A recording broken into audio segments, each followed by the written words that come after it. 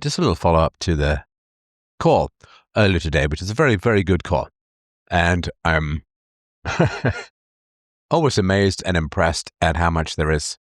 After 44 years in philosophy, there's this endless cavalcade of obvious in hindsight and basic questions that need to be answered and deserve to be answered. And the one that the fellow today came with, which was about the ethics of emergencies, was very interesting. So I think that the UPB framework handles this. I try not to sort of wedge things in too much, but I think that the UPB framework handles this. So in UPB, you have universally preferable behavior, that which is preferable and enforceable. And we have aesthetically preferable actions, that which are specific and universal and not enforceable. So, for instance, being on time. It's a specific action. It's good for everyone to be on time. It's better for everyone to be on time. As a good and evil, better, worse, it's better to be on time, but it's not enforceable through violence. Another example, of course, would be, let's say, not swearing in front of children. To swear in front of children would be an aesthetically negative action. It's a specific action, swearing, like being on time.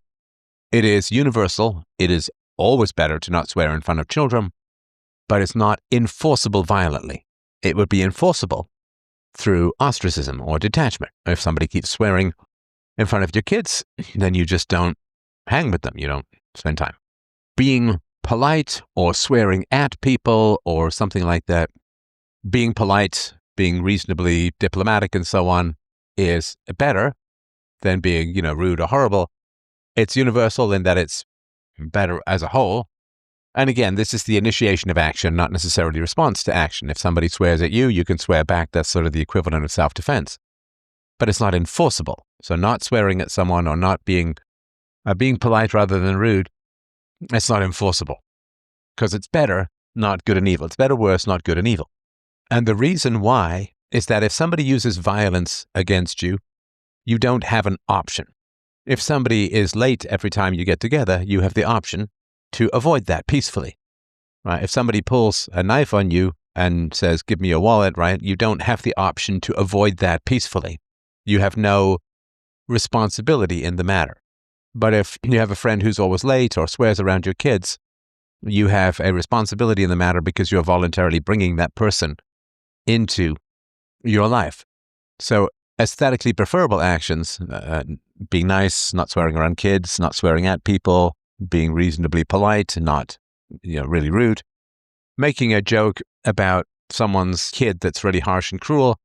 You can't put people in jail for that. You can't, shoot people for that because you're voluntarily bringing that person into your life. And therefore, it is not coercively inflicted upon you. You can't have something inflicted upon you that is also your choice. You can't say, I choose to have sex with this man and he's raping me. Again, assuming that he's not got a knife to your throat, in which case you're not choosing to have sex with him, you're choosing to not be stabbed. So in UPB, under aesthetically preferable actions, APA, you cannot use violence against a person you have invited into your life repeatedly. You can choose to leave the situation. It's the same thing that if you're in a bar and somebody starts saying mean things to you, you can leave the situation. You can move, you can go to another bar, you can go home. But once somebody is using violence against you, then you are no longer in the situation where you are choosing to have this in your life. Now it's being inflicted upon you violently, and there's no escape.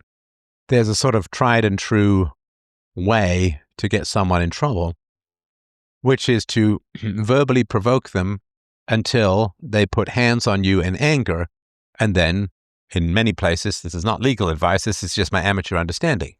But what you do is you provoke someone verbally until they lay hands on you in anger, and then you can hit them, right? This is a friend of mine who was a bouncer many years ago and was sort of telling me about this. So the question of who you save in a medical emergency, does that fall under aesthetically preferable actions.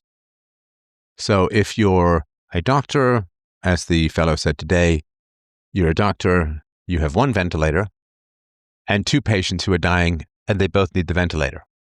And let's just say, they're equal in terms of danger and so on. Well, that situation is not being inflicted on you in the same way that, Sophie's Choice or, some guy says, I'm going to shoot Bob or Doug, you tell me which, right? Then the person who's going to shoot someone is, he's inflicting that on you, that choice on you through violence, assuming that if you don't choose, he'll shoot you. But if you are a doctor, then the choice of who to give the ventilator to is not something that is coercively inflicted upon you because you chose to be a doctor and you are being paid for these decisions. So it's not being the recipient of violence. So because it is not being the recipient of violence to be a doctor who has to choose who gets the ventilator, then it falls under aesthetically preferred behavior. Now, I understand saying it's like being polite or not swearing in front of kids and so on, in a sense, choosing who lives or who dies, but that is your job, and you're being paid to do it, and you studied for it, and you trained for it, and you got mentored for it. So this choice is not being inflicted upon you. In fact, you pursued it for many years, and you're being well paid to make those kinds of choices. So it is not being inflicted upon you. It is a difficult choice, but it is a difficult choice that you have pursued the making of that difficult choice for many years, and you're getting paid hundreds of thousands of dollars a year to make these choices. So we are talking about better and worse, not good and evil. So if we have the 90-year-old chain smoker and we have the 6-year-old boy, they both need the ventilator. Who is the better choice for the ventilator? Well, obviously it's the 6-year-old boy. He's a better choice. So these are better and worse choices, and the fact that there are lives attached to them does not budge them out of the category of APA. And listen, I designed UPB and aesthetically preferable actions without this level of intensity in mind. So, maybe APA is not, quite the right word, or aesthetically it's not the right phrase, whatever. I mean, but good and evil is UPB. Better and worse is APA. And let's see, can we get the 90-year-old smoker versus the 6-year-old boy? It is, can we say that is an aesthetic choice? Now, aesthetic generally means artistic or standard of beauty or politeness or niceness or something like that. But it seems tough, and I don't want to obviously wedge something in unjustly. It seems tough to say that's an aesthetic choice, because that would be like saying, who's prettier? Who's got the most sculpted abs or whatever, right? So the basis of the choice would be the standard pragmatic or utilitarian argument for the maximization of human happiness. If you save the 6-year-old boy, he's going to have 80 years ahead of him in, most of it in good health. But if you save the 90-year-old chain smoker with lung cancer, he's only going to have another 6 months of pain.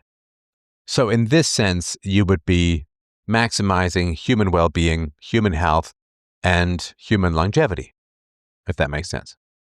Now, is that an aesthetic choice to say more and healthier life is better? That's interesting. I mean, I'm open to the possibility. I'm not sure yet because, again, the word aesthetic has kind of been ground into my brain to be, this is a nicer painting, this is a better painting, this is a more attractive person, or, this car has a great aesthetic, whatever. It's got nice fins or whatever you like. So a doctor is focusing on quality of life and quantity of life. I mean, a doctor could eliminate every disease by cutting your head off or shooting you in the head or something, right? I mean, then the disease is gone, but so is your life. So the doctor is trying to make a balanced choice between longevity and health. And there are doctors who would say, so oncologists and so on, who would say things like, eventually you get this sort of dreaded language, usually. So there are doctors who would say, we could try another round of chemoradiation, but it's unlikely to do any good, and it's going to make your last couple of months horrible, or we can put you on painkillers and you can have a clear head and not be throwing up all the time and not be physically weak. And right. So that is a matter of more time is better unless it's not much more time and the cure is worse than the illness, so to speak. Again, I don't know how doctors make these decisions. I'm just going off stuff I've seen as sort of a rule of, I think, a common sense rule of thumb. So is it an aesthetic choice? Aesthetics being better than, rather than good and evil. It certainly is better to not swear around children. It certainly is better to be on time. It certainly is better to be reasonably diplomatic rather than brutally rude. And is it fair to say that in the same category, it's better to work for or to work on the paradigm or the principle that more and healthier life is better than less and unhealthier life? Yes. Yes, because somebody who violates UPB is evil. But somebody who says, let's say that they get cancer and they say, I don't want treatment, even if the treatment is, reasonably likely to make them better. They say, I don't want treatment. I want to have a quality of life rather than length of life. And the treatment is going to interfere with my quality of life, so I just want length of life. Right? Is that evil? I don't think it is. I don't think it is evil. It may be very upsetting. It may be a decision that other people wouldn't appreciate or like or value, but it wouldn't be evil to refuse treatment. Now, the doctor will sign, but you don't go to jail for refusing treatment, which means that treatment is not a moral choice. Treatment is to some degree an aesthetic choice. I prefer a longer life, even at the expense of short-term comfort, which is some horrible medicine, but it is not evil to refuse treatment. It may be a little incomprehensible, it may be unwise, but it's not evil. You wouldn't throw someone in jail and force them to be treated. Hashtag forget about COVID for the moment. So, treatment options, and this is tentative, just understand, I'm just working through things here. I'm just sort of giving you the making of thoughts. So, to say, I would rather have 6 months of good health and then die, as opposed to 6 months of bad health and then have a 10% chance of living, or whatever it is, especially if you're old, right? You would make choices. And those choices are better and worse, not good and evil. I mean, I knew a guy once who had a hernia, and he went to get the hernia repaired, and the doctor said, you could just live with it. And I guess that's a choice, right? Is it better to get the hernia operation, to get the mesh or the shoulders treatment? Or is it better to get your hernia repaired, or is it better to live with it? That was an option. Is it better to be muddle-headed and take painkillers, or to be in pain and be clear-headed? These are aesthetic choices. Again, I'm not super comfortable with the word aesthetic because it sounds kind of Oscar Wilde-y, But better or worse, that's not morally good or evil. Or maybe, it's hard to say. Because I'm just thinking we could have, instead of UPB and APA, instead of universally preferable behavior and aesthetically preferable actions, perhaps we could say universally preferable behavior and then just preferable behavior. So there's the UPB and then the PB, which would be a little simpler. Universally preferable behavior versus preferable behavior. I got to tell you, I think that almost 20 years ago, I think I ran through this in my head, but I thought it was going to be too confusing to have UPB and then just PB. I thought it was going to be too confusing to explain the difference, which is why I did UPB and APA. I think that's my memory of it.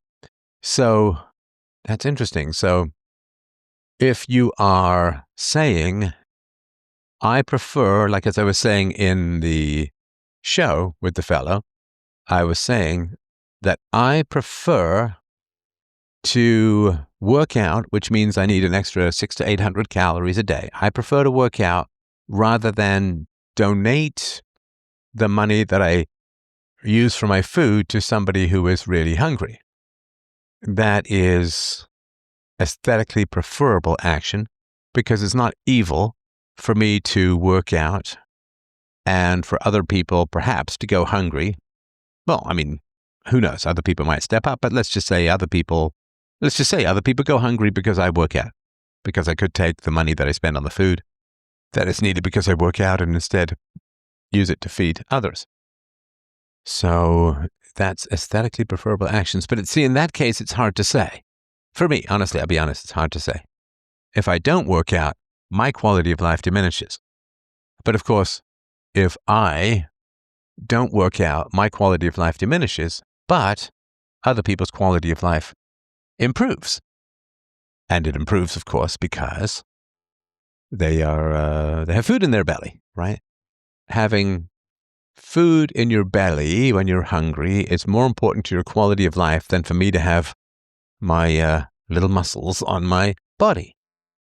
So human happiness would be served, a plus of human happiness would be served if I did not exercise, but instead I donated the food that I need because I exercise to others. In the same way, everybody could conceivably live in a tent, and therefore if you have any housing over and above a tent, then you are taking away from other people because you could, as Jesus says, right? Take all of your belongings, sell them all, and then give your money to the poor. So for me, I would not force someone to give to the poor. You could say it's aesthetically preferable action to give to the poor. However, giving to the poor is complicated, and it's not just about giving resources. The argument that I sort of have with myself is the more philosophy I'm able to do, the better the world will be. That's the sort of basic equation that I work with. The more philosophy I'm able to do, the better the world will be. Now, what that means is that if I exercise and eat well and get good sleep and so on, then I'm able to do good philosophy for longer. I'm able to do for philosophy. Let's say that working out gives me another 3 years on my lifespan. I'm just making that up, right? But let's say, so that's a lot of shows. It's a lot of this, hundreds and hundreds of hours of quality philosophy that the world gets because I work out. Now, of course, you can say, but what about the time that you lose from working out? I get all of that for sure. But let's say there's a net of plus to it. Or let's say it's not necessarily 3 years extra of life, but it is 3 years extra of robust health, right? And I can't do philosophy 24 hours a day, so I might as well work out when I can't be doing philosophy in perpetuity. So, and giving philosophy away for free really helps the poor. So it's not just about giving them their daily bread. It's also about being able to do philosophy, which really helps the poor, and so on, right? So that's, I think I am working to maximize helping the poor insofar as I'm giving good philosophy away for no fee, no charge, right? So, yeah, I think we could put this into aesthetically preferable actions in that it's not good and evil, it's better and worse. That might actually fit and work. And of course, I'd love to know your thoughts. Let me know what you think. freedomain.com/donate. Hope you guys are doing well. Talk to you soon. Bye.